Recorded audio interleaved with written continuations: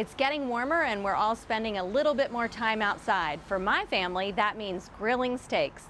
Today we're going to share some tips and tricks on how to grill the best steak. I'm Dawn Pompelli, editor and owner of the Scout Guide Huntsville, and this is Scouted. So today I'm in the kitchen with Tom Brown, chef and owner of Tom Brown's Restaurant, and he is going to teach us how to grill the perfect steak. Right, Tom? You ready? I'm ready. Okay, great. You ready? So I'm ready. I mean, I'm here to learn some things. Okay. So tell me, what do we do first? What kind of steak is this? I guess we should start out with. This is a ribeye. Okay. So it's going to have the marbling through and without. You know, the more marbling, the actually better the steak is. And the steak, you let it sit out just a little bit before you cook it. Okay. To bring it to room temperature is probably the best, especially if you're doing it at home or anything else. Get it to room temperature before you put it on. And then you're just going to season it, and we're going to cook it. Okay. What's your seasoning here? Wow, that's a secret. I can't tell you all that. Tom's secret seasoning. So this is going to be some salt and pepper and about 13 other things in there that I can't tell you about. Okay. You don't want to go too light on it because as soon as you flip it and put it on the grill, a lot of it's going to actually fall off. We go across the hot part of the grill, come back on top of it, the same thing.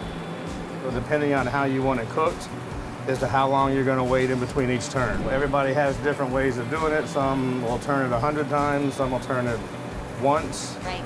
We're looking for 4.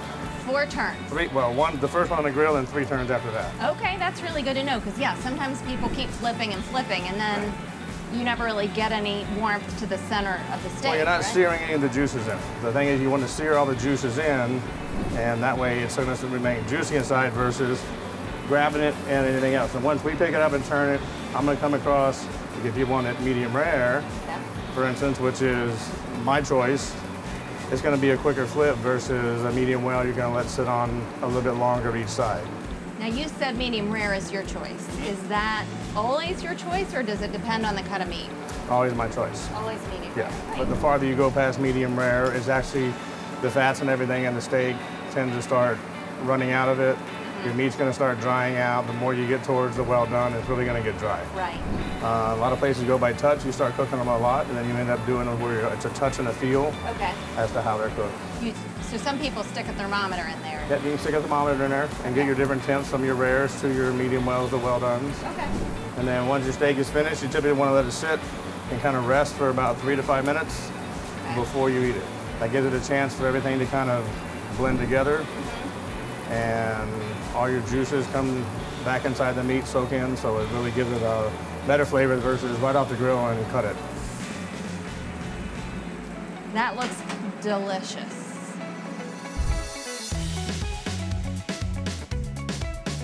All right, Tom, you taught us how to cook the perfect steak.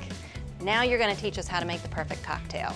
What are you going to make for us today? I think probably one of the favorites I know here for us anyways, and really good at home that's simple to make, would be our Beach Cat.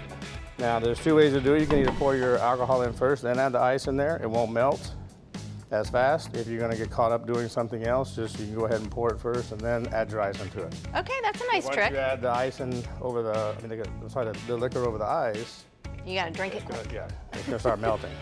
About an ounce of Tito's, half an ounce of triple sec, half an ounce of Malibu. Oh, wow. Then we're gonna go equal parts of cranberry and pineapple.